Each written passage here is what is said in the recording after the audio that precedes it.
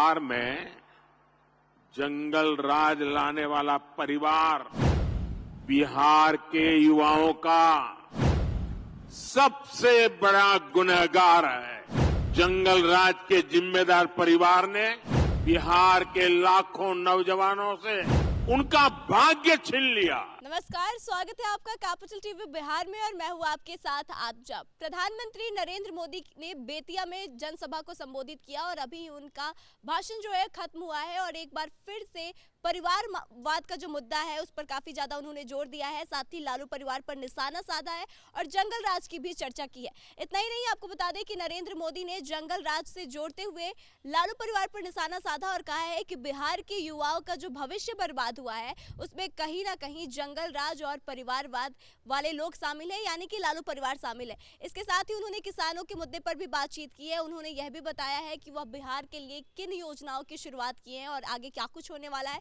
तो आइए इन्हीं तमाम मुद्दों पर बातचीत करते हैं। हमारे साथ सीनियर जर्नलिस्ट सरोज सिंह जी मौजूद है। सर, बहुत बहुत स्वागत है आपका। जी, बहुत धन्यवाद। सर, नरेंद्र मोदी आज बिहार दौरे पर थे और उन्होंने एक बार फिर से परिवारवाद के मुद्दे को उठा लिया है। क्या लगता है ये परिवारवाद का मुद्दा जो है वह अभी थमने वाला है या नहीं? देखिए, कहा जाता है कि क्रिकेट के में कि फुल टॉस गेंद होती है, तो ये जो परिवारवाद वाला जो लालू प्रसाद का भाषण था गांधी मैदान में, वो एक तरह से भाजपा और नरेंद्र मोदी ने इसको फुल टॉस की तरह लिया। मतलब उसमें छक्का लगना ही लगना है। तो उसको बीजेपी का तो अपना तंत्र है, आप जानती हैं। तो बीजेपी के सारे नेताओं ने और ख़ासकर प्रधानमंत्री ने भी परिवारवाद के मुद्दे को एकदम फुल टॉस की तरह लिया।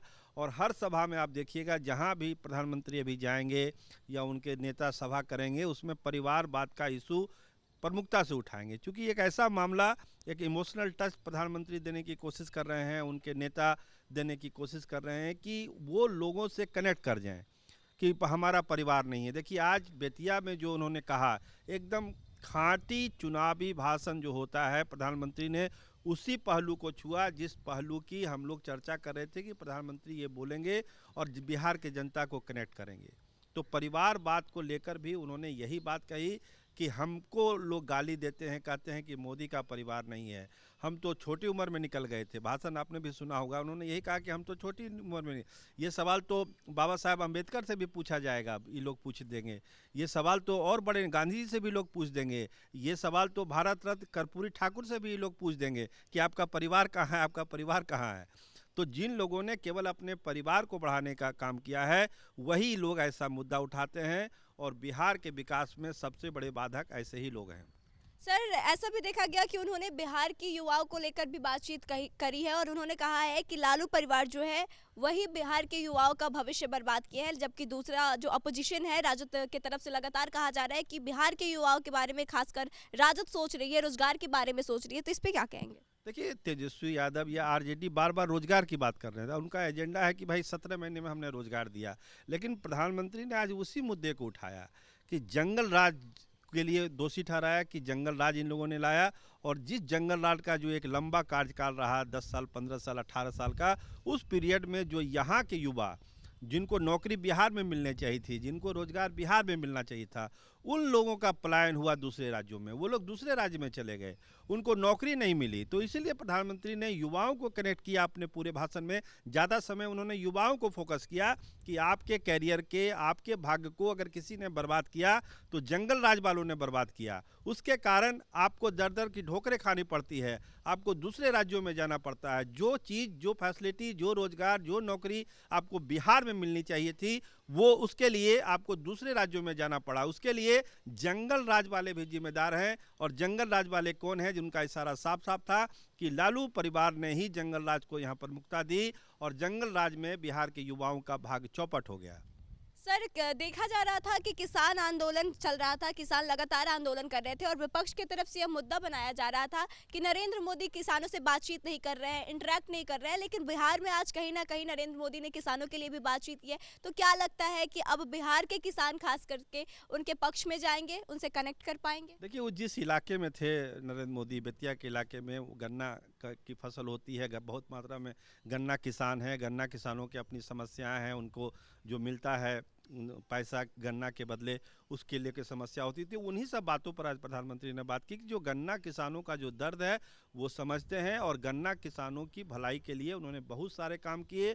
उन्होंने कहा कि कितने पैसा ट्रांसफ़र किया गया गन्ना किसानों के लिए और गन्ना का जो उचित मूल्य मिल सके इसके लिए भी केंद्र सरकार ने बहुत सारे काम किए हैं। तो गन्ना किसानों को चिंता करने की ज़रूरत नहीं है, हम उसके लिए खड़े हैं, 24 घंटे खड़े हैं और गन्ना किसानों का विकास हो रहा है और आगे भी ये विकास जारी रहेगा। सर, परिवारवाद शब्द जो था उसकी शुरुआत इस बार लालू परिवार की तरफ से की गई। गांधी मैदान में लालू यादव ने डायरेक्ट नरेंद्र मोदी पर निशाना साधा और अब लगातार कैंपेन चलने लगा है कि मैं भी हूं मोदी का परिवार, मैं भी हूं मोदी का परिवार। तो अब क्या लगता है, जिस तरह से आज नरेंद्र मोदी ने भाषण दिया है बिहार में आकर, क्या जो चाल लालू प्रसाद यादव ने चला था अब लग रहा है कि उन्हीं पर भारी पड़ने वाला है? वही तो हुआ, मैंने कहा ना अभी शुरू में कि ये फुल टॉस दे दिया उनको। तो बीजेपी वाले को आप फुल टॉस दीजिएगा तो वो तो छोड़ेंगे नहीं, चाहे आप मौत के सौदागर बोल दीजिएगा वो आपको छोड़ेगा नहीं, आप चाय वाला बोल दीजिएगा मोदी जी छोड़ेंगे नहीं।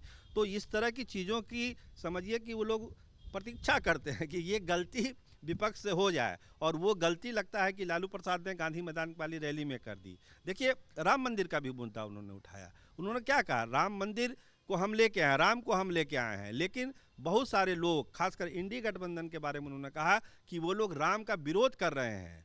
माँ जानकी की ये धरती है, सीता की धरती है, लव कुश की धरती है और वहाँ पे राम मंदिर का विरोध हो रहा है। तो उन्होंने जनता से भी पूछा कि भाई आप ऐसे लोगों का समर्थन कैसे कर सकते हैं जो राम का विरोध करते हैं। सर, उन्होंने साफ तौर से एक तरह से कहे कि धमकी या हिदायत दी है कि जिन्होंने राम मंदिर का विरोध किया है उसको छोड़ेंगे नहीं। इसका क्या मतलब निकाला जाए? नहीं, ये एक राजनीतिक भाषा है, चुनावी भाषा है कि जनता से उन्होंने पूछा कि जो लोग राम मंदिर का विरोध किया, जिन्होंने राम को टेंट में रखा, आप कैसे उसका समर्थन कर सकते हैं? हम लोग राम को लेके आए हैं और राम मंदिर एक इतना बड़ा इशू है भाजपा के लिए। वो जानती है कि राम मंदिर कनेक्ट करता है पब्लिक को, जनता को कनेक्ट करता है, खासकर महिलाओं को कनेक्ट करता है। तो राम मंदिर के इशू को वो छोड़ने वाली नहीं है। वो तो एजेंडे में थी। परिवारवाद वाली तो अभी लालू प्रसाद की गलती से ये हो गया, लेकिन राम मंदिर, ब्रांड मोदी, नव राष्ट्रवाद और किसानों के लिए काम, लाभार्थी योजना, ये तमाम भाजपा की योजनाएं हैं, ये सब भाजपा का फोकस है। उसमें एक चीज़ और जुड़ गया, परिवारवाद, जिसका जो खमियाजा हमको लगता है कि चुनाव में महागठबंधन को उठाना पड़ सकता है।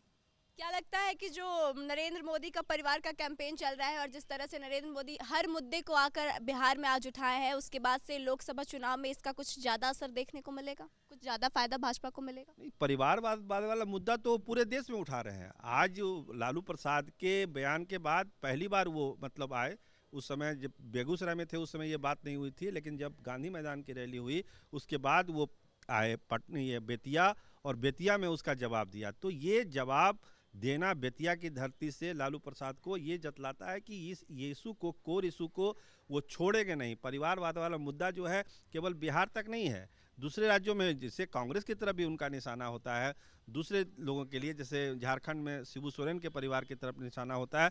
तो वो तमाम चीज़ों को वो कनेक्ट करते हैं और परिवारवाद वाला इशू आप देखिएगा ये पूरे चुनाव तक आपको सुनाई पड़ते रहेगा, ये रुकने वाला मामला नहीं है।